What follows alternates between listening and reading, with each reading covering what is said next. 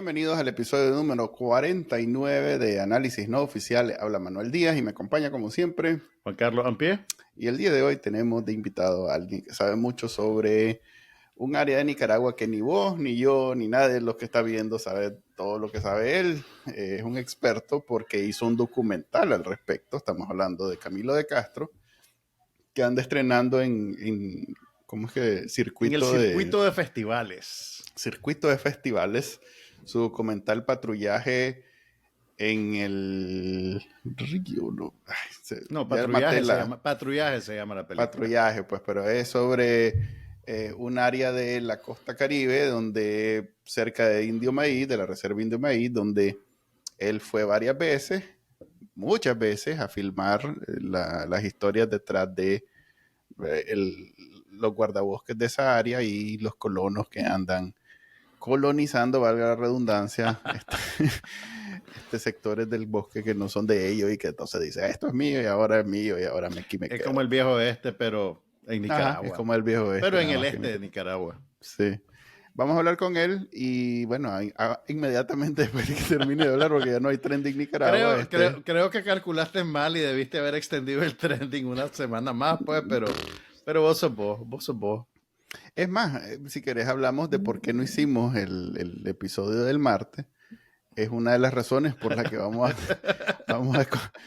terminar temporada, porque le cuerea coordinar el horario de tuyo, mío, 3 zonas horarias. Y de un invitado. O sea, es un problema gigante. Ahora sabemos lo que sufría Danilo Lacayo cuando no le llegaban los invitados. No, pero a ver, hay que sumarle que Danilo Lacayo lo hacía en vivo y solo tenía que llegar alguien a su... Aquí es vos, yo en diferentes ciudades con diferentes zonas horarias y la tercera los dos trabajando, además. Que quién sabe dónde está. Además, y que también trabaja. O sea, estamos tratando de juntar, en fin, es un problema serio. Y a diferencia de los programas Nicas que transmitían en vivo, no podemos decir, ok, vámonos con llamadas telefónicas. Sí, no, aquí tenemos que o sí grabar.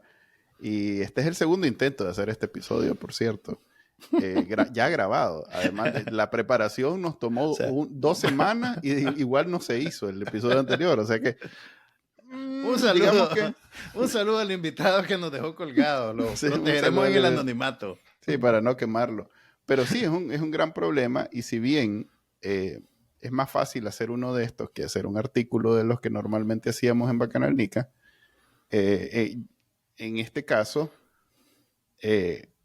juntar toda la parte administrativa o la parte logística del asunto, como depende de alguien más, es muy difícil. Mientras que el artículo, si bien tal vez a mí, pues personalmente, Manuel Díaz, me toma más tiempo hacerlo, pero solo soy yo. Vos, claro. Sí, solo soy yo. Entonces, bienvenido al mágico mundo de la televisión. Horrible. Este prestigioso programa de televisión fue una mala decisión y entonces parece porque pero horrible. Bueno, vamos es desastroso. Vamos a la entrevista. Vamos a la entrevista con Camilo y después vamos a hacer el IPV como todos los días.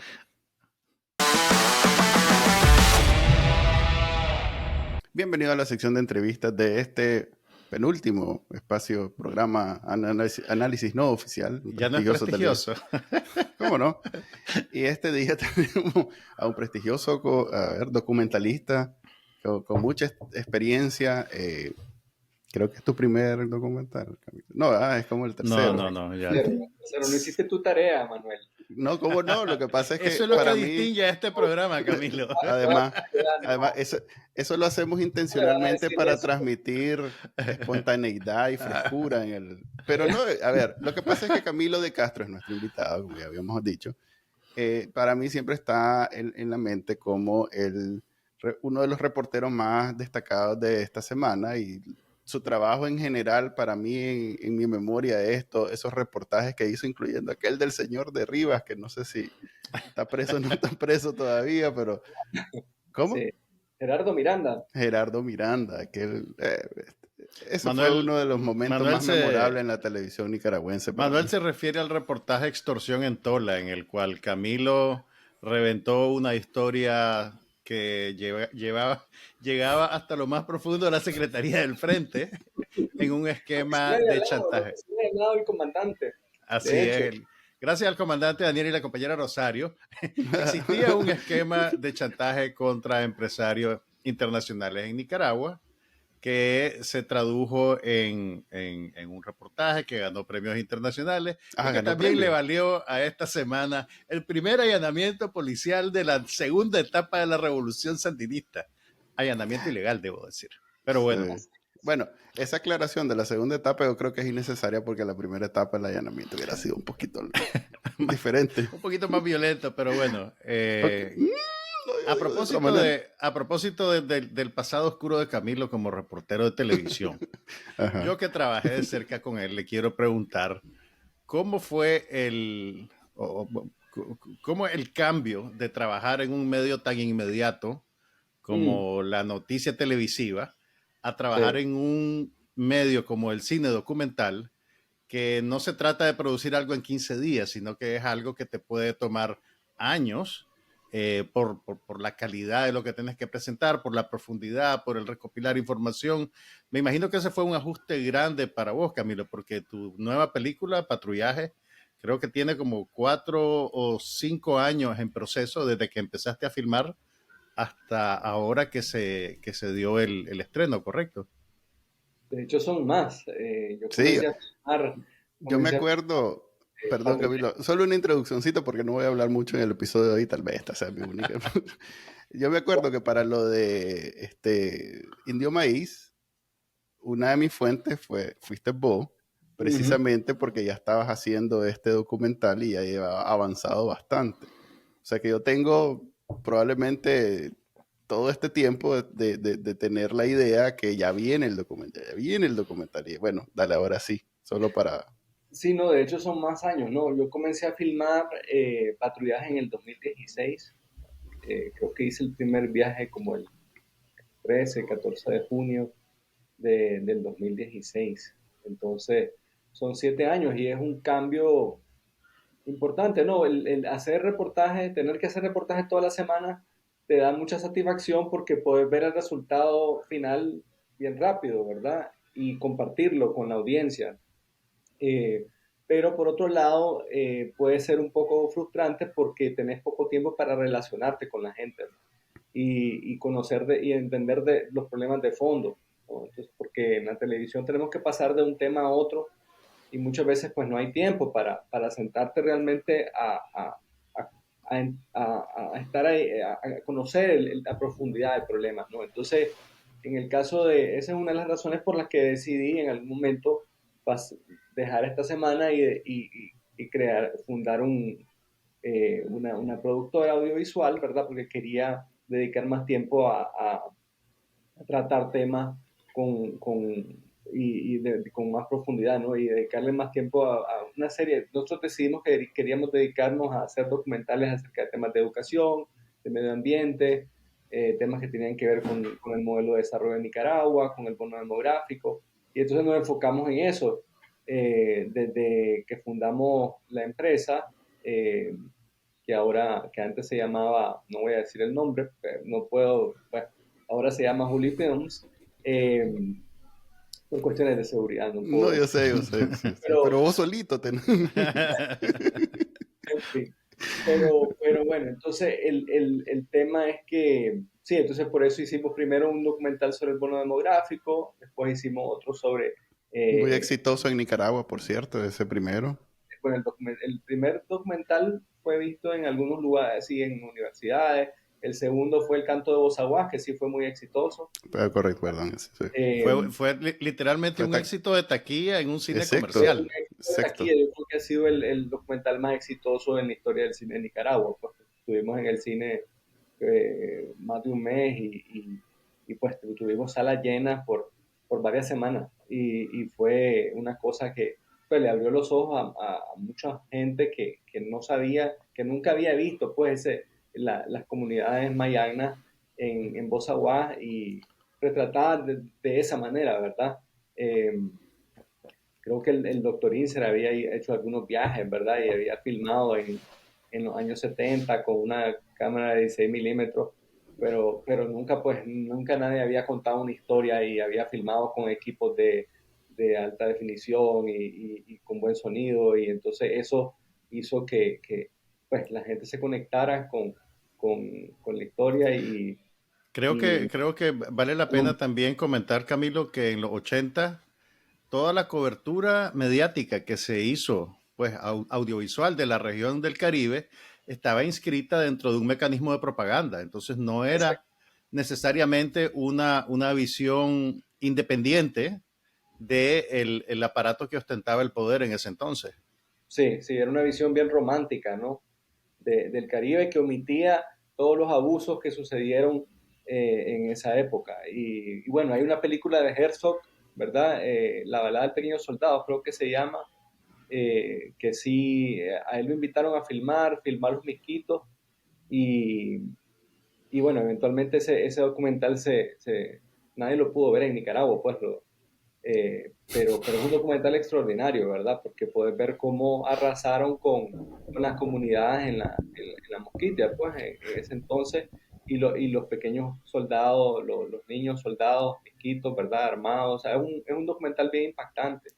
Tú Si no sabes lo han que visto, anecdóticamente, pues porque yo ya soy un señor de años, me acuerdo que la única referencia que se vio en medios nicaragüenses a la existencia de ese documental fue un artículo que publicaron en la prensa literaria, que era el suplemento cultural del diario La Prensa. sí, Pero nunca se presentó en ningún cine, por ejemplo.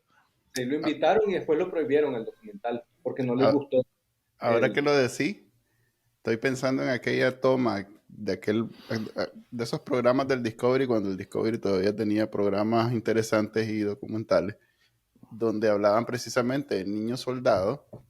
Y había una toma muy buena que yo siempre me llamó la atención, que era muy buena, donde salía, creo que era Humberto Ortega con los chavalitos.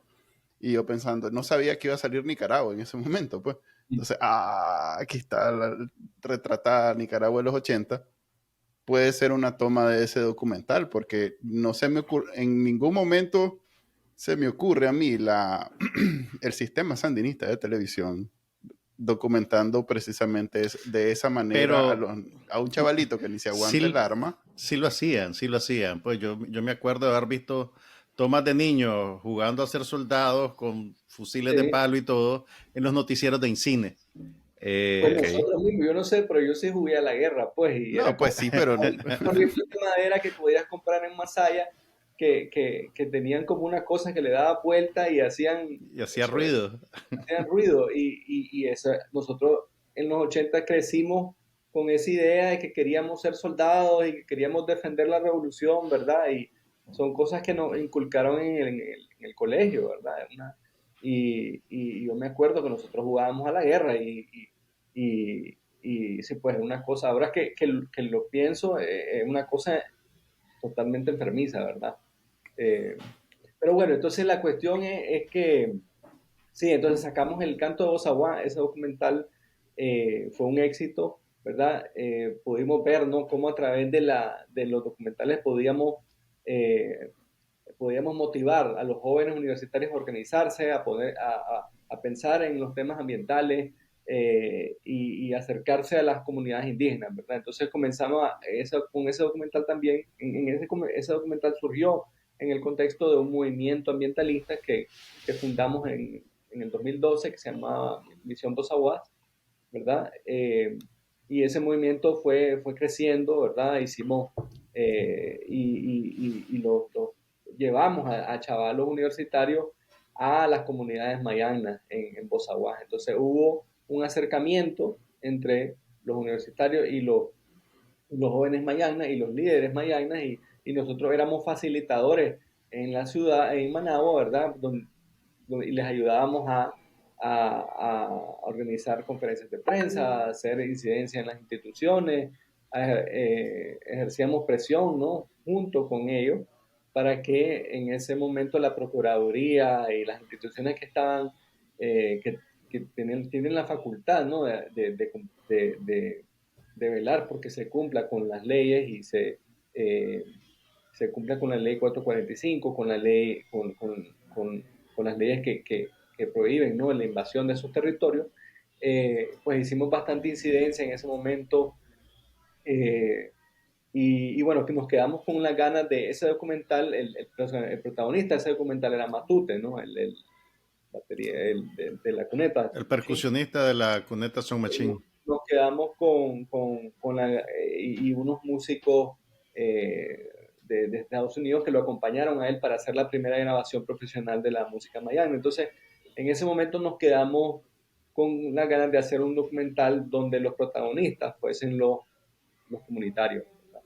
Y me tocó ir a Indio Maíz por razones de trabajo, y entonces conocí la comunidad, fui a la comunidad de Indian River, en el río Indio, de la comunidad de Tierra Santa, perdón, en el río Indio, y me pareció una cosa extraordinaria, pues yo nunca había visto un bosque tan bien conservado en Nicaragua. O sea, era una cosa impresionante. O sea, el bosque, yo sentía que estaba en las películas que había filmado Jaime Inser en los años 70 en Bozaguá, ¿verdad? Era una cosa impresionante, ¿no? La vida así, la fauna y la flora, lo, lo- la- la- en los ríos, era esa agua clarita, clarita, ¿verdad? Una cosa, yo nunca había visto algo parecido en Nicaragua. Y entonces decidí en ese momento que iba a hacer la película en Indio Maíz con los Rames Criol. Recuerdo que en uno de esos viajes, Camilo, te tocó pasar un huracán en Indio Y Maíz, bueno, ¿correcto? entonces nosotros comenzamos a filmar en el 2016, decidimos que íbamos los Rames Criol están muy bien organizados, ¿verdad? Tienen grupos de guardabosques que hacen patrullaje para documentar, ¿no?, las incidencias que hay dentro de su territorio. En ese momento ellos tenían bueno, creo que había un mecanismo, ¿no?, donde ellos alimentaban una base de datos a la cual tenía acceso el Marena y el Ejército para ver dónde estaban sucediendo las incidencias. La idea era que esas instituciones iban a trabajar, el propósito era que esas instituciones trabajaran con ellos, ¿verdad?, para sacar a la gente que estaba invadiendo la reserva. Obviamente eso nunca sucedió, y la situación ha empeorado mucho desde entonces, pero a mí me impresionó lo bien, el nivel el nivel de organización que había en la comunidad, el nivel de compromiso que tenían con la protección de su territorio. Entonces decidimos filmar al grupo de guardabosques de Greytown y Río Indio, y los acompañamos por 2 años en sus patrullajes en Indio Maíz. Eso Y es 2016, 2017, entonces. 2016, 2017, bueno, hasta el 2018. Nosotros Mm. terminamos de filmar el documental en marzo del 2018. O sea O que sea, documentaste el incendio.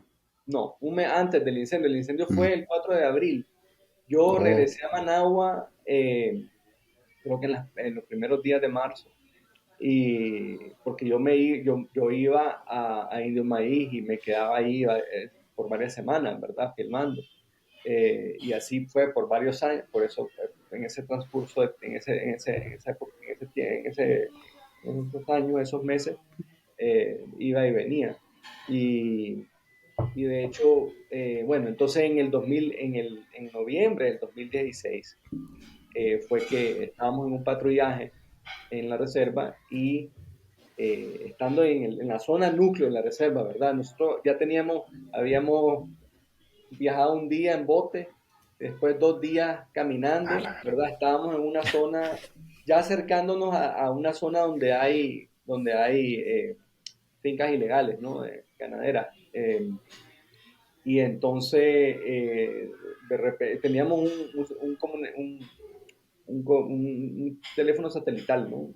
Y entonces un comunicador satelital, y lo teníamos por cuestiones de cualquier emergencia, ¿verdad? Pero lo teníamos apagado, y entonces uno lo guardabosques dice, miren, encendamos el aparato, pues quiero mandar un mensaje. Y creo que ya eran las 6 de la tarde, ya eran como las 6, y estábamos montando el campamento. Eh, y de repente empiezan a entrar todos los mensajes, ¿verdad? Que dicen, va un huracán, va a tocar tierra un huracán en la zona donde están ustedes, ¿verdad? Por favor, salgan de ahí. O sea, nos habían comenzado a escribir el lunes y nosotros encendimos el aparato el miércoles. Ala. Y entonces ya en ese momento... Espérate. Para que la gente entienda, ¿por qué lo tenían apagado? Bueno, porque nunca había sucedido algo así. Entonces el aparato era por cualquier emergencia del equipo. De ustedes en el territorio. De nosotros en el territorio. Nunca pensamos, o sea, un huracán nunca había, o sea, ese huracán fue el huracán que tocó tierra más al sur en la historia. O sea, nunca había tocado tierra. Te andaba siguiendo el huracán. Ahí anda el Chelito. Entonces fue una sorpresa para nosotros. O sea, nunca nos imaginamos que iba a pasar algo así. Y estabas en un punto donde no era fácil regresarse, ¿verdad? Entre comillas. No podías regresar. Por suerte, habíamos encontrado ese día, en la mañana, un lugar que una familia de colonos había despalado, ¿verdad? Entonces, digo, irónicamente, eso fue lo que nos salvó, porque nos fuimos a refugiar ahí, ¿verdad? Con ellos. Nosotros, bueno, pasamos toda la noche ya sabiendo que venía el huracán, bueno, no quedaba más que habíamos caminado. Esos patrullajes eran agotadores, ¿verdad? Caminábamos por la selva y como se pueden imaginar, pues yo no crecí en ese ambiente. Y pues para mí cada patrullaje implicaba un esfuerzo enorme, ¿no? Y terminaba o sea, súper cansado al final, y entonces yo solo quería dormir, ¿verdad? Yo quería poner mi hamaca y dormirme. Entonces, en fin, ya sabíamos que iba a tocar tierra el huracán ahí donde estábamos nosotros. Y bueno, nos quedaba más que buscar cómo descansar, ¿verdad? Que procurar descansar, y después al día siguiente decidimos que íbamos a salir, pero ya empezaba a soplar el viento, ¿verdad? Entonces yo estaba acostado en la hamaca pensando, bueno, no sé qué va a pasar, ¿verdad? Porque sabíamos que probablemente se iban que las copas de los árboles se iban a romper y nos podían caer, era muy peligroso, ¿verdad? Todo el contexto. Eh, entonces, en fin, nos levantamos en la mañana y nos fuimos caminando a ese lugar donde habíamos estado el día anterior, y le dijimos a los colonos que estaban ahí, miren, viene un huracán. Obviamente no nos creían, no nos creyeron, ¿verdad? Pero bueno, en cuestión de horas se dieron cuenta que no estábamos mintiendo. Y pasamos el huracán con ellos. Fue una experiencia bien intensa. Pues ver como un bosque, nosotros podíamos, todo el bosque alrededor de donde estábamos nosotros quedó completamente destruido. ¿Y no filmaste? Y veíamos volar, había, bueno, árboles que se cayeron alrededor cerca de donde estábamos nosotros, pero además pasamos a volar las ramas de los árboles, ¿verdad? Pasaban encima de nosotros. Nosotros nos escondimos detrás de un tronco con y usamos el plástico que usamos para armar las champitas, ¿verdad? El campamento, lo usamos para protegernos de la lluvia, pero mentira, ¿verdad? No había manera. Pero sí, fue una experiencia bien fuerte, y ver pues cómo la fuerza del huracán y cómo esos fenómenos pueden destruir un bosque milenario en cuestión de horas, ¿verdad? Porque pasamos de no poder ver la superficie, de no poder ver el suelo, digamos, a ver el suelo en la montaña que estaba enfrente, de donde estábamos nosotros refugiados, ¿verdad? Entonces fue bien intenso, y además para los guardabosques fue más intenso todavía porque sus familias estaban en la comunidad y ellos no sabían pues qué había pasado con su familia. Claro. Pero eso quedó filmado y es parte de la historia, ¿no? del documental. Entonces, ese fue un giro bien inesperado en la historia, ¿verdad? Y yo digo que para ellos, para los Rama y Crioll, el huracán Otto fue como el terremoto de Managua, pues en el 72 para los capitalinos, ¿no? Fue un fenómeno que cambió por completo el paisaje de la comunidad, y fue algo que ellos nunca habían visto antes, ¿verdad? Entonces, y lo más, bueno, nosotros al final, ellos pasó el huracán, ¿verdad? Bueno, pasó el ojo del huracán pasó encima de nosotros. Eso fue una Ah, cosa, ya puedes eh, decir, yo vi. sí, Estuve en el sí, ojo del huracán, el ojo del huracán, literalmente. Sí. una cosa, podíamos ver la pared del huracán, las paredes del huracán dan girando alrededor, o sea, así como a la distancia, como una distancia. Y entonces, cuando pasa el ojo del huracán, dentro del ojo del huracán habían un montón de gaviotas atrapadas que se habían quedado atrapadas ahí. O sea, había un montón de gaviotas volando encima de nosotros, ¿verdad? Y una luz dorada que nos estaba bañando, y no había viento, pues dentro del huracán no hay viento, ¿verdad? Entonces, de repente, cuando ya estás, cuando el ojo pasa encima de uno, estás en total calma, ¿verdad? Con una luz dorada que gaviotas volando, y después cuando ya pasa el ojo empieza a soplar el viento en la dirección contraria que estaba soplando Antes. el viento. Entonces, Ya. es todo sí, es una cosa, bueno, una experiencia y creo que nunca más, no voy a volver a experimentar algo así, ¿verdad? Espero, ¿no? Que espero que no, pero bueno, la cuestión es que nosotros no tuvimos, los guardabosques, después que pasó el huracán, no sabíamos qué iba a pasar con nosotros, ¿verdad? Porque no teníamos comida, ya sabía, bueno, teníamos como unas provisiones para varios días, pero no teníamos previsto quedarnos ahí mucho tiempo, ¿verdad? Entonces, inmediatamente el día siguiente empezamos a ver cómo hacíamos para salir y para nosotros era imposible salir caminando, muy peligroso, había muchos árboles caídos, intentamos caminar con los guardabosques, pero era muy peligroso, era más peligroso salir caminando porque si nos caíamos, nos podíamos quebrar una pierna, un brazo, ¿verdad? Y iba a ser más complicado para ellos sacarnos. Entonces, Ujú. pedimos ayuda y nos llegaron a rescatar, pues, bueno, alquilamos un helicóptero básicamente y tuvimos que limpiar nosotros varios lugares porque obviamente les mandamos las coordenadas al piloto del helicóptero, pero él no sabía que las condiciones eran difíciles, entonces con machete se quedó un rama con nosotros, ¿verdad? Nadie se quería quedar porque no sabían cuántos días íbamos a estar ahí, porque estaba cerrado no estaban permitiendo que salieran, que volaran, el espacio aéreo estaba cerrado, pues entonces, pero bueno, por suerte pudo salir el helicóptero y limpiamos varios lugares donde podía aterrizar el piloto y aterrizó. Me acuerdo que cuando nos acercamos, ¿verdad? Yo le dije, mira, gracias por venir a rescatarme. Me dice, espérate, me dice, Ay, espérate, gracias. espérate que salgamos de aquí, me dice, ¿verdad? Porque era difícil despegar en un lugar así. Entonces, al final me dijo, mira, si no hubiera sido piloto de guerra, no hubiera podido Ah, la aterrizar en ese puchica. lugar. Entonces, fue bien intenso. Pero lo más triste, además de la pérdida, ¿no? Del daño que causó el huracán, fue que una semana después regresamos a la comunidad en avión desde Managua y solo en el avión solo íbamos Brad y yo. O Brad, el sea, camarógrafo.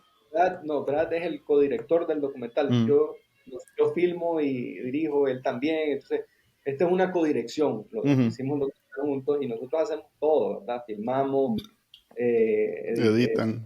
editamos, hacemos sonido. O sea, es un esquema de producción de guerrilla, digamos, ¿verdad? Ujú. El apellido de Brad es Allgood, ¿verdad? Sí, Sí, estamos claro, hablando de Brad Allgood, codirector exacto, y codirector de fotografía del documental. exacto. Ese más es europeo. Él es un norteamericano, él es Oh, ¿de dónde? De Georgia, oh. y él estuvo en el Cuerpo de Paz en Nicaragua, y estuvo en un lugar que se llama Santa María, en Ocotal, y él le tiene mucho cariño a Nicaragua, y la verdad es que era la única persona que se apuntaba a hacer estos documentales conmigo, pues, ¿verdad? No. Entonces yo me siento muy agradecido con Ningún él. talento local, Camilo, se quiso rifar. Sí, sí, No me entonces, preguntaste, Camilo. Falta de confianza, man. eh, Pero, ¿qué pasó bueno, entonces cuando fueron una semana después?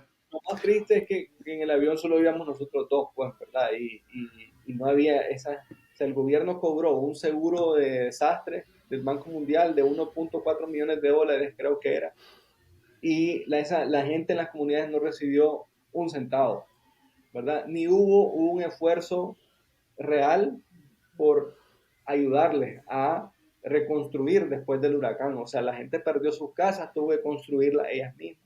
Ellos mismos tuvieron que reconstruir sus casas. O sea, no hubo ningún tipo de ayuda. Fue una cosa absolutamente, o sea, una negligencia de Y parte del ya, Tama, Estado. y esos partidos que tienen presencia en esa región, ninguno Bueno, de no, en ellos esa región tiene... no hay ningún partido. En esa zona de Indio Maí no es una población bien pequeña y no es como Mm. en el Caribe, no es como en el Caribe norte, ¿verdad? Entonces, eh, pero el punto es que el Estado es el que tiene No, pues sí, pues, pero siempre hay la alguien que está hincando, pues.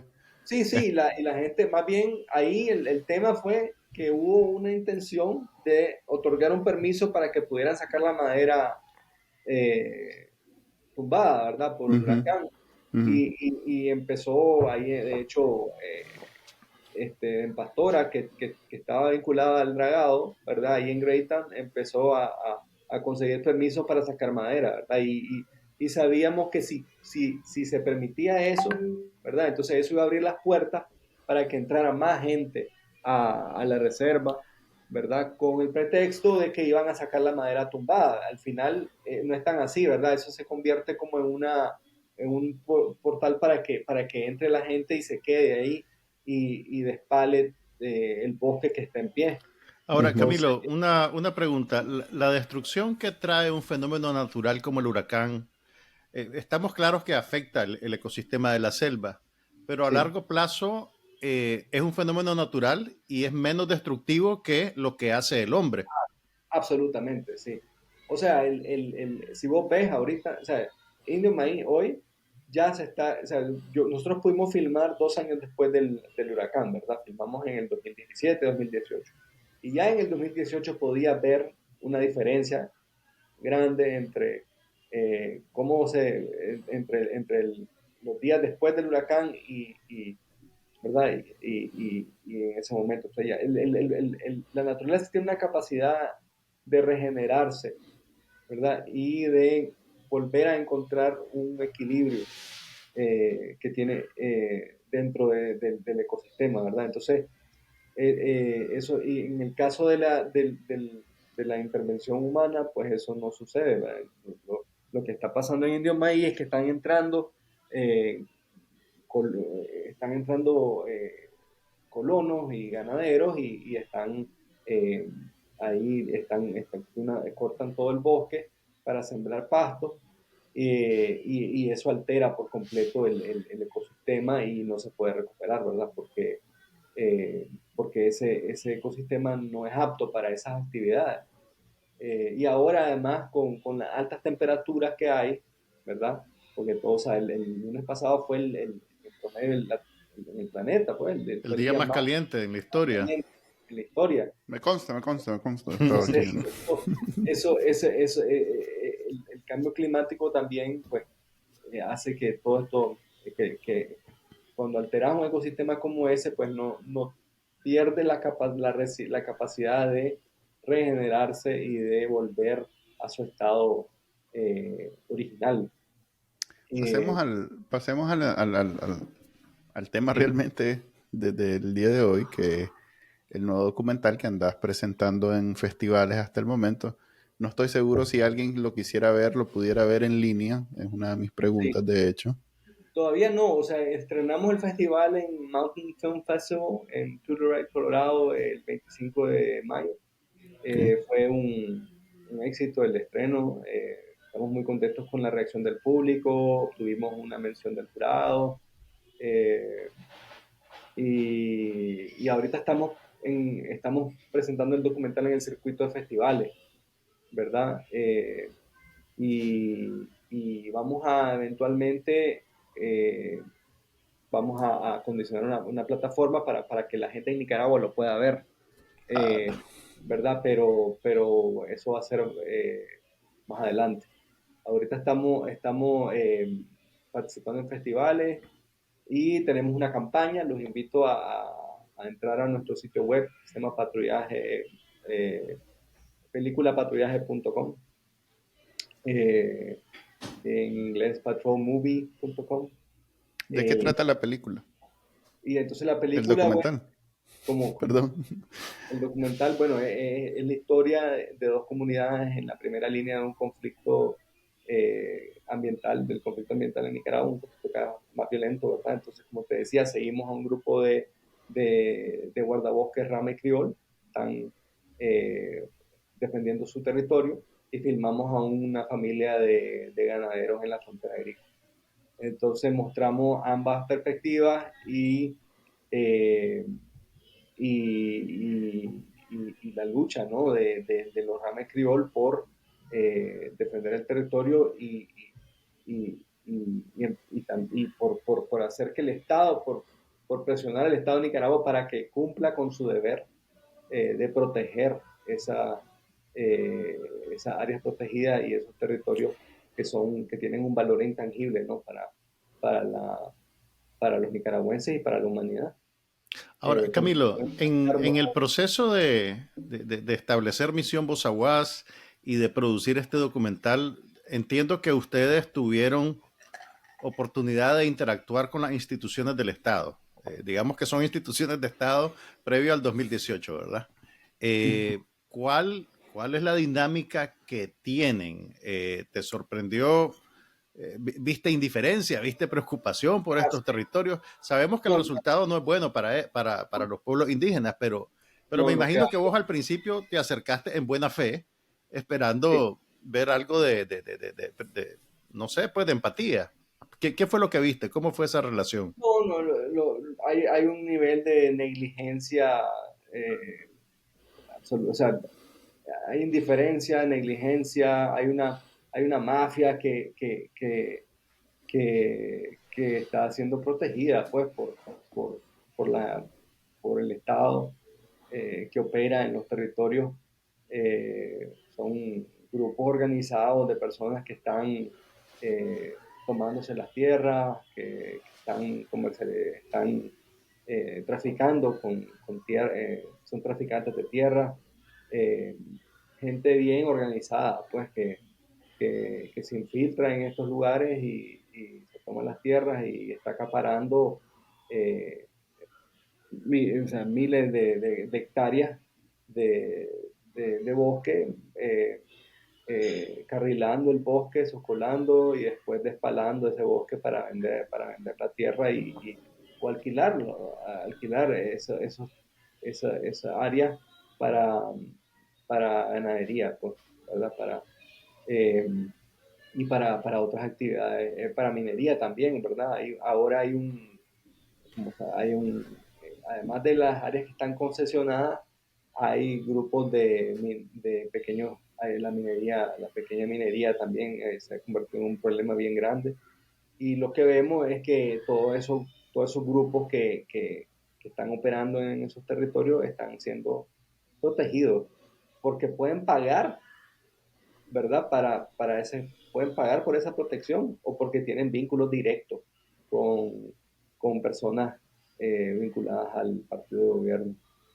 Entonces lo que hay es hay una corrupción eh, enorme y una indiferencia, ¿no?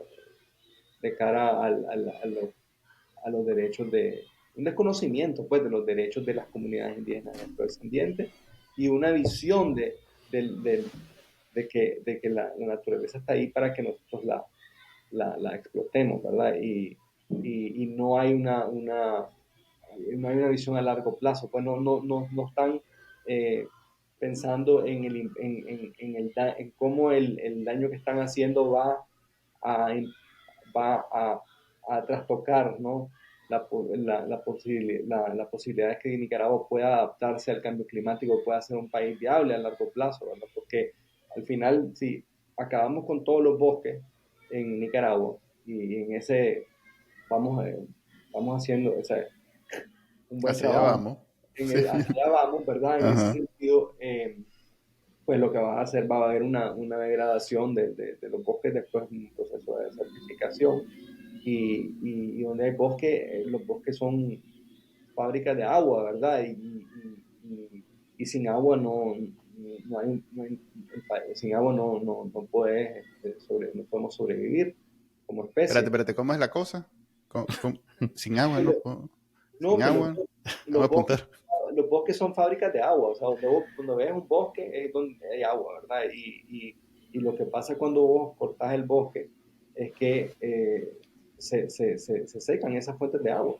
Y eso es lo que está pasando, ¿verdad? Y entonces por eso es que muchos de estos, por las prácticas de poco sostenibles, ¿no? De los ganaderos y eh, lo que ves ahora es que están teniendo que migrar hacia esa zona en la época seca, porque se están secando las fuentes de agua en el Pacífico, ¿verdad? Ok, Entonces, entonces no necesariamente significa que es gente que no tiene tierra para criar ganado, sino que tenían tierra, criaron ganado, lo hicieron mal, se secó y ahora van donde hay agua. Ahora, eso, Qué eso te quiero lindo! preguntar, Camilo. Hay una interpretación que se vende sobre el fenómeno de los colonos que los Ujú. pinta como gente pobre que necesita hacer esto para sobrevivir y va por su propia iniciativa a tomarse esa tierra que no le pertenece Pa- a nadie y que Para está ahí trabajarla, además, para esperando. Pues trabajar. entonces Sí. siento yo que hay un spin, ¿verdad? De que es sí. trabajo, es para vivir, es Y no tenemos tierra y por eso es lo que exactamente. te dicen cuando te encontrás a los colonos en la reserva, siempre te dicen, sí, estamos aquí porque no tenemos tierra para trabajar, ¿verdad? Y bueno, sí hay gente que efectivamente hay campesinos pobres, ¿verdad? Que emigran en busca de tierra, porque no tienen tierras en otros lugares. Pero lo que nosotros hemos visto en su mayoría, pues que son en las áreas que están siendo lo que ves con las fincas grandes, ¿verdad? Generalmente son ganaderos con mucha plata, ¿verdad? Que tienen cuadrillas de trabajadores que llegan a esos lugares a despalar, ¿verdad? Y a tomar posesión de grandes áreas de bosque. Entonces, eh, no es cierto pues que son campesinos pobres todos, ¿no? Hay grupos bien organizados que llegan con cuadrillas de trabajadores con motosierras, ¿verdad? Y nosotros los vimos, o sea, nosotros encontramos una finca grande en uno de los patrullajes, una finca de un ganadero que se llama José Solís Durón, que es de Nueva Guinea, eh, que está casado con una hermana de un magistrado del Tribunal de Apelaciones. Mm, Bueno, el tipo, literalmente vimos a unos trabajadores de José Solís Durón con un motosierra cortando, o sea, estaban cortando zacate, ¿verdad? Pero estaban cortando árboles en el bosque, ¿verdad? Entonces, a lo lejos vimos a los tipos, ¿verdad? Cortando todo así. O sea, con una motosierra podés arrasar, eh, podés cortar, o sea, cientos de hectáreas de bosque en poco tiempo, ¿verdad? Y eso es lo que están haciendo. y Y eso nada está de eso pasando sucede sin la a la vista complacencia del Estado. a la vista de las autoridades. O sea, no hay nada que no se sepa, porque ahora tenemos imágenes satelitales y podemos ver dónde están los puntos donde se está despalando, pues, ¿verdad? Podemos ver hay puntos de calor, o sea, toda esa información es pública, toda esa información está ahí, uno puede entrar a Global Forest Watch, ¿verdad? Y puede ver dónde están los puntos de calor en la reserva. Y si yo lo puedo ver eso como un ciudadano, eh, imagínate la tecnología que tiene, o sea, la que podría tener acceso el Estado de Nicaragua, pues si existiera la voluntad de hacer algo al respecto, pero no existe la voluntad de hacer algo al respecto, porque los grupos que se están lucrando de estas actividades son grupos que están vinculados al partido, pues, ¿verdad? Pero ¿cómo? En los años 90, Alemán Ujú. le decía a los de la resistencia y a otros grupos que entraran a esos lugares o sea, ellos les entregaban títulos o los motivaban a invadir territorios indígenas a cambio de votos, ¿verdad? El frente, lo que ha hecho, yo siento que lo que han hecho es darle en concesión, básicamente, esos lugares a grupos criminales, a grupos al grupo del crimen organizado, pues, ¿verdad? Y quiero decir, ayer, el domingo, y hay una cosa, lo que está pasando es, es un genocidio, ¿verdad? O sea, que está ya pasando a ser como una especie de genocidio, porque ya es la eliminación física de la gente que está ahí. En el territorio de Miami, en esa unidad, desde hace 2 años, están matando a los comunitarios con saña, ¿verdad? Y el domingo emboscaron a un grupo, a dos guardabosques y mataron a Sergio Julián Juan, de 38 años, lo emboscaron, le dispararon y él murió ayer eh, en el hospital de Rosita. Y ayer mismo mataron a otro guardabosque, ¿verdad? Que se llama, aquí tengo espérate, déjame ver que ayer me mandaron la información. eh, Pero ¿por qué los matan si de todos modos ellos no pueden evitar que bueno, colonicen? porque él mataron al Cerato, Cerato Charlie, un muchacho de 23 años. También lo secuestraron ayer y lo mataron a las 4 de la tarde. Ayer en la noche fueron los guardabosques mañana a recuperar su cuerpo, ¿verdad? Entonces ya vemos el 11 de marzo hubo otro ataque en una comunidad que se llama Willow y mataron a 5 personas. A mí me mandan la foto, es una cosa desgarradora, o sea, tenés a gente que le están disparando en la cabeza, gente que están ejecutando, tirando sus cuerpos al río. O sea, lo que tenés lo que está pasando en Bozabá ahorita es una cosa y es un, es un, es Es una una guerra. masacre. Es Es como una cuando las pandillas se toman un, Sí, un sí, sector, exacto. pues. Y eso está pasando con la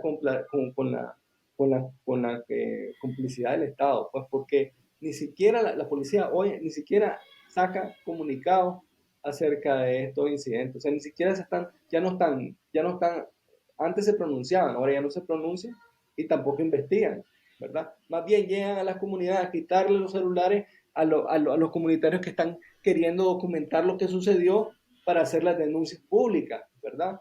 Incluso tenés un caso, en el caso de Kiwakumbay, otro lugar donde hace 2 años hubo una masacre donde mataron a 11 personas, incluyendo mujeres eh, que estaban en un punto de minería, de huiricero. Incluso acusaron a los mayanas de haberse matado entre ellos, ¿verdad? Y hay 4 mayanas que están en la cárcel a Modelo, ¿verdad? Que hace 2 días la Corte Interamericana ordenó que fueran liberados porque están siendo torturados en la cárcel a Modelo. O sea, el testimonio de la familia de esas personas es desgarrador. Como no hablan español, los están poniendo en celdas con, con, con presos comunes que los están violando, que los están golpeando, que los están torturando, y eso con eh, ahí hay una participación de los carceleros, ¿verdad? En esos actos de violencia. Entonces, ves que lo que hay es un racismo, ¿verdad? Y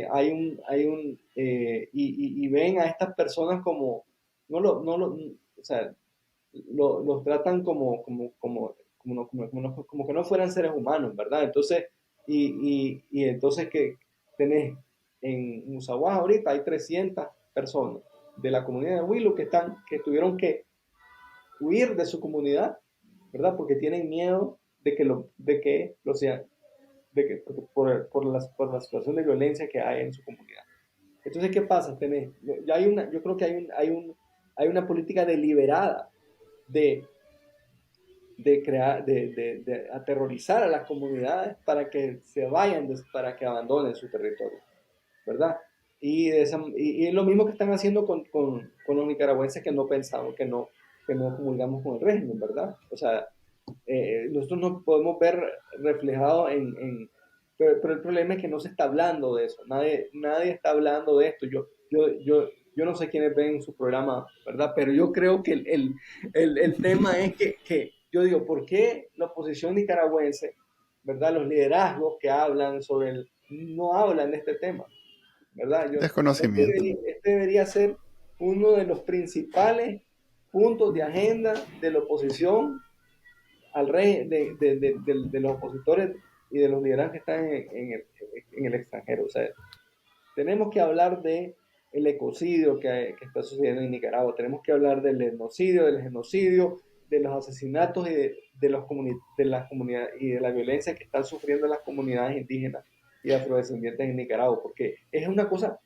o sea, yo creo que ya sabemos que en Honduras sucede, en Guatemala sucede, pero lo que está pasando en Nicaragua hoy no tiene ningún precedente. O sea, yo creo que, bueno, más allá, en la historia reciente, ¿verdad? Obviamente en Guatemala mataron a 200.000 indígenas en la guerra en los 80, pero, pero digo, hoy en día lo que está pasando en Nicaragua debería ser un escándalo a nivel latinoamericano, ¿verdad? Tenés a líderes a presidentes como Lula, como Petro, que tienen una agenda verde, que están defendiendo derechos indígenas, pero te seguro que no están enterados. O sea, hay que hacer un trabajo, eh, hay que hablar de este tema y denunciarlo, porque es una barbaridad. Pues te digo, a mí, dos, ahora ya tenemos dos jóvenes, dos guardabosques mañana asesinados en cuestión de 4 días, pues, ¿verdad?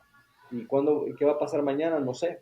Aquí, Pues en la Navidad Roja fueron 250.000 misquitos que fueron Desplazados. desplazados. Sí. Ahora, Camilo, desplazados. esa indiferencia es producto del racismo estructural de la sociedad nicaragüense, pues de que no tenemos esos temas patentes. ¿Has tenido chance de establecer vías de comunicación con estos personajes de la oposición que deberían tomar este tema como bandera? Creo que a ver, uno más que otro hablan del tema, pero yo creo que el asunto, yo creo que el tema es que cuando yo he hablado de este tema con empresarios, por ejemplo, ¿verdad? Siempre el argumento es, ¿verdad? Que la ganadería es una fuente de empleo para 150.000 familias, ¿verdad? Y no todos los ganaderos están actuando al margen de la ley, ¿verdad? Entonces, si hablas de este tema vas a perjudicar a, a A muchas esas familias. 150.000 familias. Eso es lo que dicen, ¿no? Pero yo creo que al final, o sea, ok, entonces, que podemos entonces, por el bien de esas 150.000 familias, vamos a dejar de hablar De la tragedia de esta otra tragedia familia. o sea, eso fue lo que pasó en Nicaragua todos estos años, ¿verdad? O sea, cuando, supuestamente por la bonanza económica que había, muchos grupos se quedaron callados, ¿verdad? Y ya ves lo que pasó, pues ahora eh, Estamos en el eh, exilio todos aquí. estamos en el exilio de todo. Entonces, No todo, unos selectos, yo creo unos cuantos que si hay una selectos. visión, o sea, yo creo que tenemos que tener una visión más de país, tenemos que darnos cuenta que lo que le pasa a uno, si vos permitís que estas cosas sucedan, ¿verdad? Eventualmente eso nos va a terminar perjudicando a todos, ¿verdad? Entonces yo creo que hay una visión muy economicista de los problemas, ¿verdad? Y no... y también yo creo que hay gente que sí quiere hacer cosas, pero el Estado de Nicaragua no está interesado en sentarse a resolver estos problemas, ¿verdad?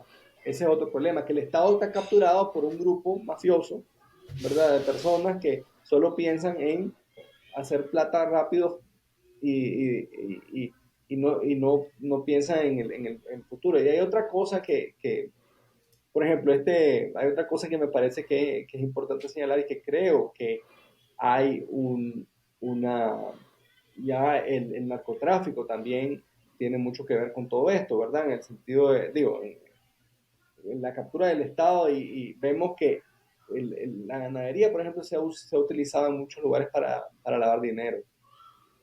El otro día me di cuenta que el hermano de este gran ganadero que investigan, que está en Indio Maíz, lo capturaron en Nueva Guinea con 2 kilos de cocaína, ¿verdad?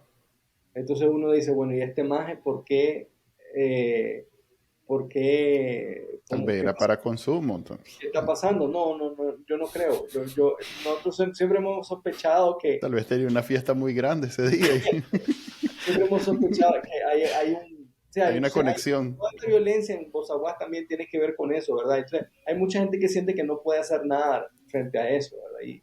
Y es cierto, es entendible que haya un sentimiento, que uno diga, bueno, yo no voy a cambiar esto solo, entonces mejor me quedo callado, pues, ¿verdad?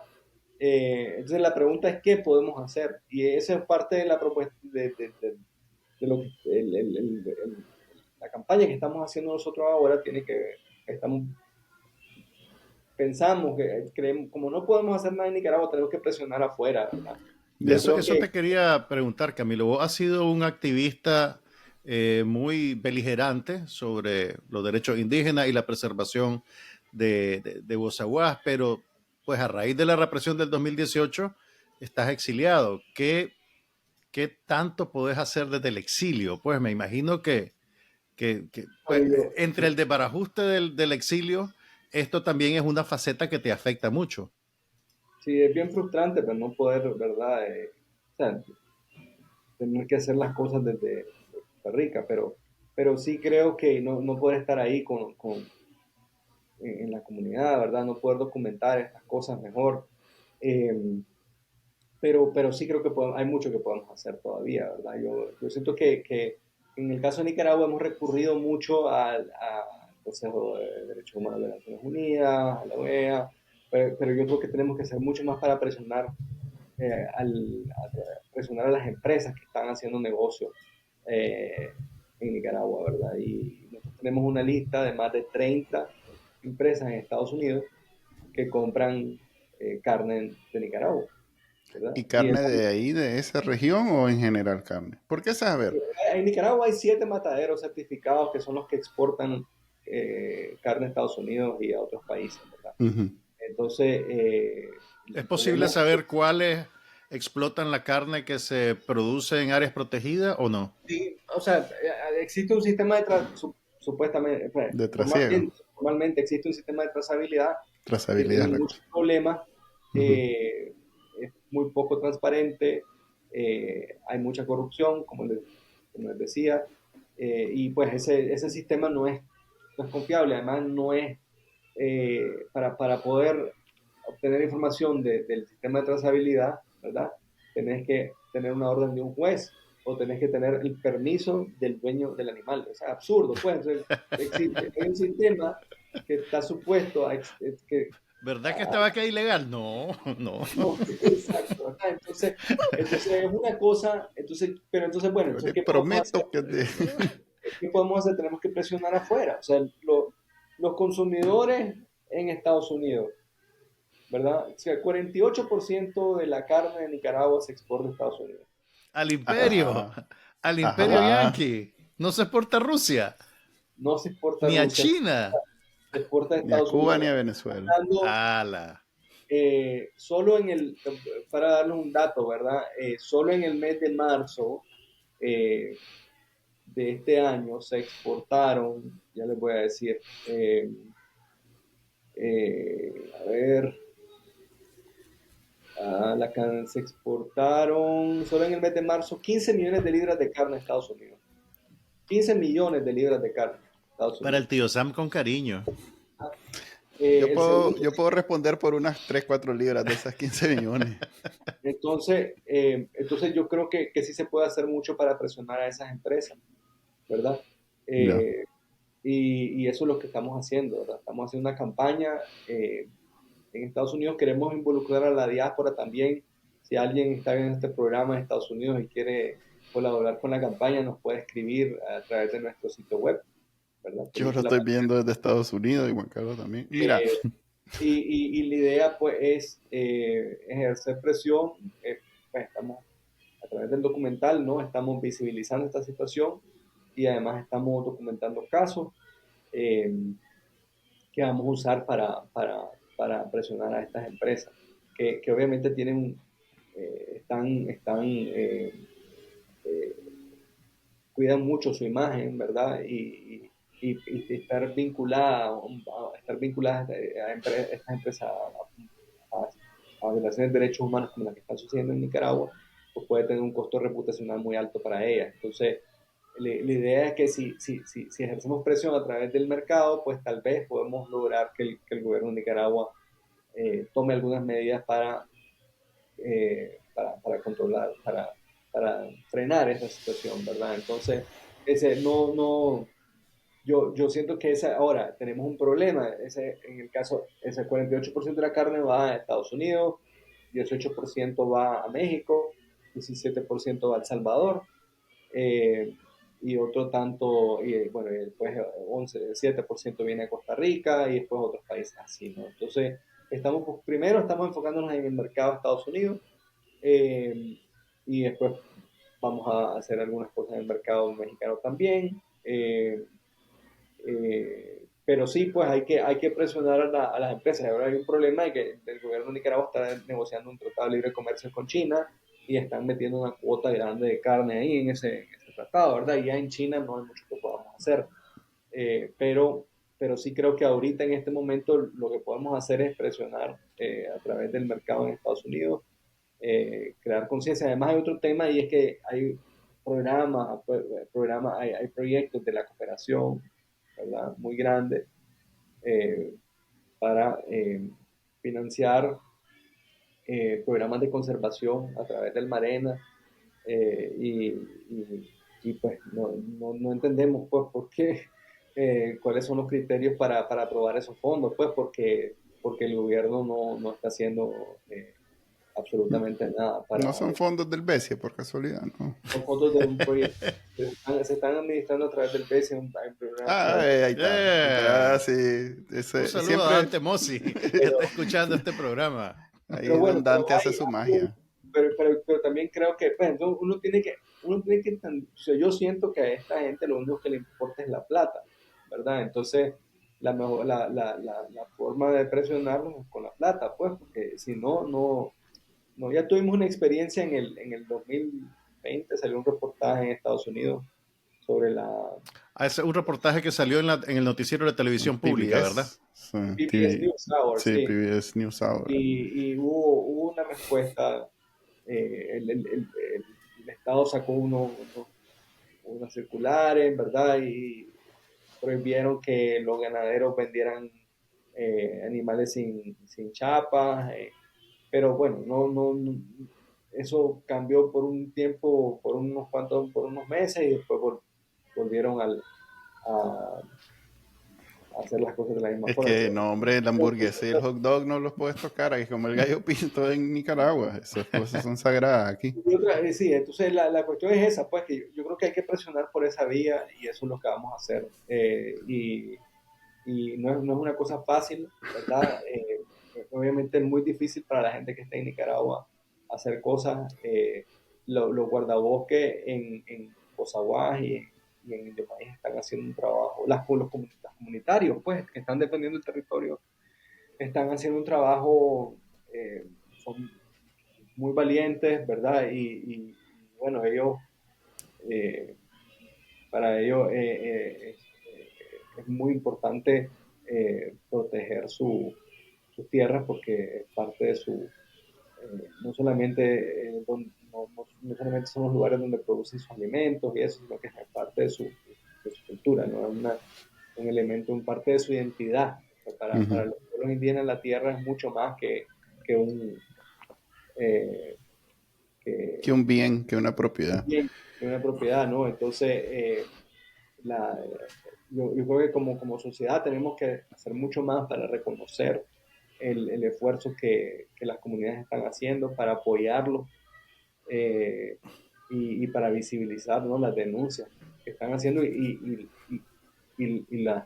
los abusos que están sufriendo también, ¿verdad? Ya para terminar, Camilo, si yo quisiera estar enterado, porque cuando hablamos de esto y vos decís que debería haber más gente hablando al respecto, y yo mismo me pregunto por qué no estamos hablando más al respecto. Antes que vos lo mencionaras, yo no sabía. Entonces, si yo quisiera estar enterado de lo que está pasando, de la misma manera en que, por ejemplo, para estar enterado de lo que sucede en Managua, pues reviso, tengo ahí mis recursos, pues me meto a este medio, me meto a esta cuenta de Twitter, me meto a esta página, etcétera. ¿Cómo hace uno para estar informado de lo que pasa en la costa y de esa manera, pues, por lo menos estar enterado y poder compartir y poder hablar al respecto? ¿Cómo te diste cuenta vos, por ejemplo, de estos dos eventos trágicos de la última semana? Esa Bueno, página que mencionaste de imágenes satelitales, si pudiéramos crear como un paquete de yo recursos. les recomiendo que sigan en Facebook, por ejemplo, hay una organización en el Caribe que hace un trabajo extraordinario de defensa de los derechos humanos y de visibilizar eh, todas estas cosas, que se llama Prilaca. Eh, yo les recomiendo que busquen a Prilaca en Facebook. Prilaca, si buscan en Facebook, Prilaca con Prilaca K. Foundation. Eh, Entren a la página de Prilaca y síganla. Ahí van a ver, ellos están actualizando información constantemente, ¿verdad? Ok. Juan Carlos Ocampo está al frente de Prilaca, está exiliado aquí en Costa Rica también. Eh, También, pues, Fundación del Río comparte información acerca de la situación de maíz. Hay una página también de la comunidad de Greytown en Facebook eh, que se llama eh, ahorita se me va el nombre de la página de la comunidad de Greytown, pero es del gobierno comunal de Greytown. Pueden buscar gobierno comunal de Greytown eh, y gobierno comunal criol de Greytown. En esa página también comparten información acerca de lo que está pasando en el territorio. Ujú. eh, y nosotros también, como parte del trabajo que estamos haciendo con patrullaje, vamos a sacar un boletín. Eh, Estamos trabajando en el boletín y pueden suscribirse al boletín en nuestra página web, ¿verdad? Ahí queremos reunir información, ¿verdad? Acerca de la campaña y también de lo que está pasando en el territorio. Repetirnos la Eh, dirección, Camilo, de la página web de la película, por favor. Peliculapatrullaje.com. Ok. Bueno, Película Camilo, patria. enhorabuena por el estreno de la película y gracias por seguir encaminando tus esfuerzos a visibilizar los derechos, pues, y la crisis que están sufriendo las comunidades indígenas de la costa Caribe. Bueno, muchas gracias a ustedes. Y esta es la última temporada del programa. Es la última temporada. No, hombre, es el fin de la temporada, pero no sabemos si va a haber La otra. Vamos a ver. la segunda etapa va a ganar Nica. Esta es Vamos a ver, hasta vamos a como ver. la segunda etapa de la revolución. Este es el fin de la segunda etapa de Bacanal Nica. Y ya veremos qué nos trae la tercera. Ahí te vamos a llamar. Y Entonces, ¿cuándo saludos también a... es el último programa? Mm, tendría que ser el martes. Me Estamos imagino que van a ahí. invitar a Israel Levites, ¿no? También van Así a es. cerrar. Israel es el tercer presentador o la mascota del programa, como lo querrás poner. Va a estar Bueno, muy pues, feliz de muchas escuchar gracias esa por la descripción. invitación. Y bueno, gracias por la invitación y muy bien. Hasta luego.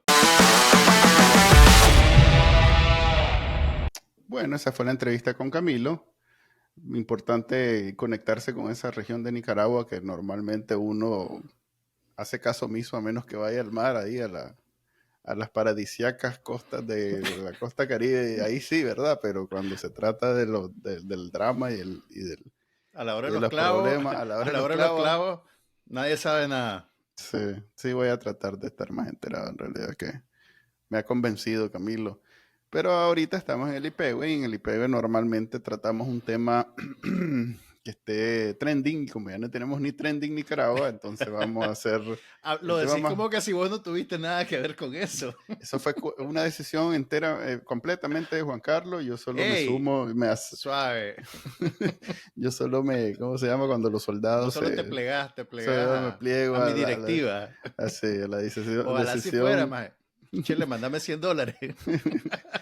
Ok, pasando a otro tema, el día de hoy vamos a hablar el trending, el IPEWE sobre un caso delicado.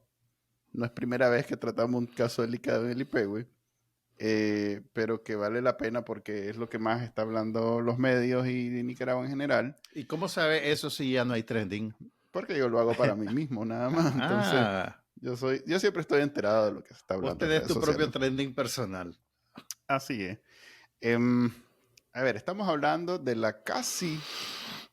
el casi destierro de Monseñor Rolando Álvarez hace unos días. Digo casi porque la información que se hizo pública, que por cierto fue el periodista Chamorro, pero no Carlos Fernando, sino en Twitter, Emiliano, creo que es Emiliano Chamorro. Emiliano Chamorro, que era periodista de la prensa y que ahora creo que trabaja independiente, publicó un tweet anticipando que Monseñor Álvarez habían sacado a Monseñor Álvarez de la cárcel, de la que Modelo, se encontraba en un lugar desconocido mientras ocurrían negociaciones para su excarcelación o destierro. Después de varios reportes de varios medios, incluyendo Confidencial, se supo que existía una negociación entre el Vaticano y el régimen y la conferencia episcopal para resolver la situación de Monseñor Álvarez con vistas a que abandonara Nicaragua. Después de varias horas de casi un día o más de un día de no quiero decir suspenso porque es una palabra frívola en este contexto, pues, pero de anticipación. Finalmente se supo que Monseñor Álvarez se había negado a abandonar el país bajo la figura de destierro y se quedó en Nicaragua. El régimen, pudiendo haberlo liberado, no lo liberó y lo volvió a internar en el sistema penal. Entonces, esos son los hechos, eso es lo que pasó. Suficientes medios reportaron a suficientes fuentes para poder confirmar esa información. Y si quieren IPEWE, pero IPEWE es serio,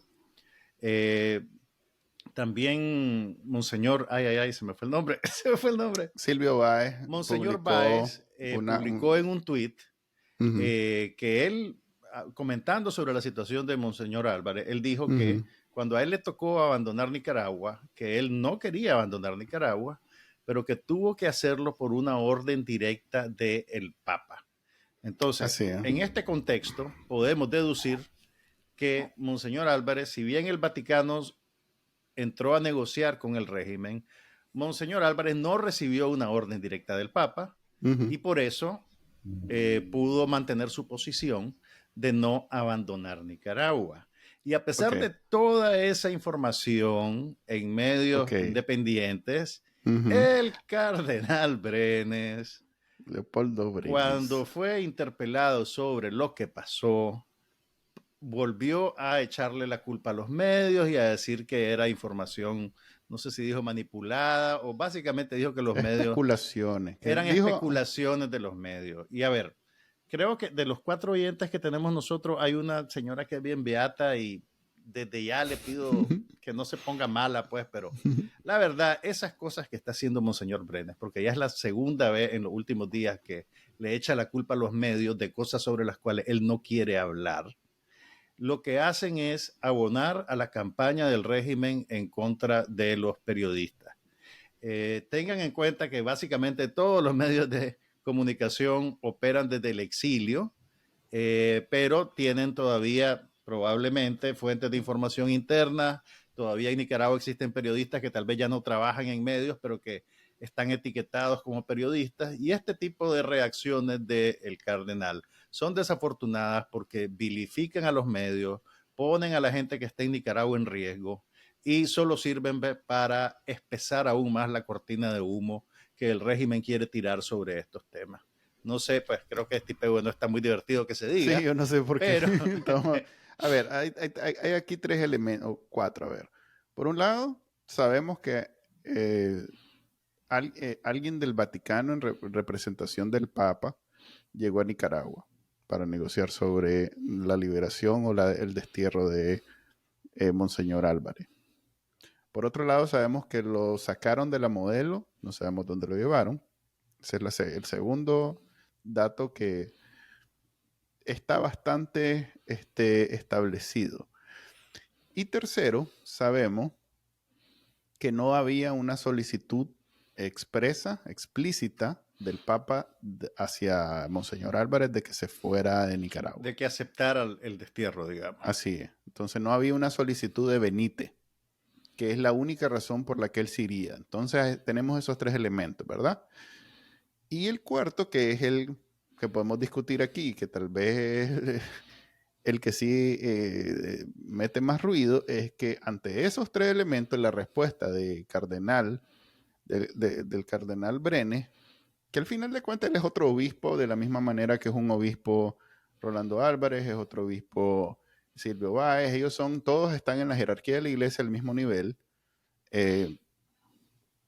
Y él, al hablar de su colega, dijo que básicamente todo esto era una especulación y evitó referirse a más detalles sobre la encarcelación injusta, las violaciones a los derechos humanos de él y de todos los demás clérigos que han sufrido y religiosos que han sufrido en Nicaragua en los últimos meses. O sea, hay un montón de cosas que podía haber mencionado que sigue, pero que bueno, los que lo defienden, o no lo defienden, o lo entienden, mejor dicho, hablan sobre que es muy fácil para nosotros desde aquí afuera decir, ¿y por qué no dijo esto, esto y esto? Porque estamos aquí afuera. Pero la razón por la que estamos aquí afuera es precisamente porque no podemos decir esas cosas allá adentro. Mira, estoy totalmente de acuerdo con vos, pero una cosa es, fácilmente podría haber dicho no tengo comentarios sobre eso, que es lo que usualmente se dice. Una cosa es no poder comentar por miedo a tu seguridad personal. Y tal otra vez cosa porque es, le hicieron preguntas específicas, pues le dieron, mira, y otra cosa, puedes decir hubo negociaciones, sin entonces comentario. Tal vez dijo, no puedo hablar de eso. O sea, mi punto es necesito un training ahí, entonces al final mi punto lo que es que echarle la culpa a los medios es completamente gratuito, innecesario y o sea, ¿qué más querés? Ya casi todos los medios están en el exilio. Los periodistas tienen que salir corriendo de Nicaragua para preservar su integridad física. Lo último que necesitan los periodistas que todavía están en Nicaragua es que el cardenal, para no contestar preguntas incómodas, le eche la culpa a ellos de una situación que está completamente en las manos del régimen. ¿Me entendés lo que te digo? Sí, no, yo te entiendo, pero el hombre fondo puede, creo que... Él puede decir sin comentarios, él puede decir no puedo hablar de eso. O, ¿me entendés? O sea, hay maneras de evadir una pregunta incómoda. O sea, ni siquiera nos metamos en si tiene responsabilidad o no de pronunciarse.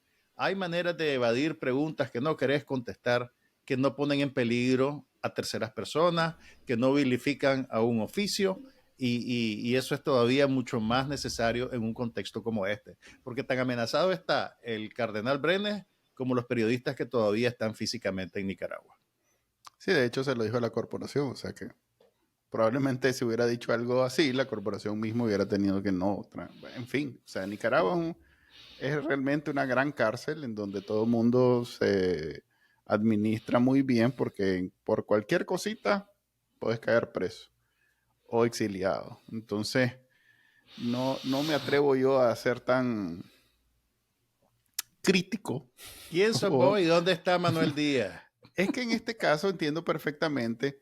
Es más, yo mismo puse en Twitter, estoy esperando la confirmación de mi tía Tiffany de que el cohecho, de que estaban sacando a Rolando Álvarez muy temprano, pues cuando todavía no había confirmación, yo no había leído otra confirmación al respecto, solo había oído mensajes de WhatsApp diciendo, dicen que no sé qué, dicen que no sé qué.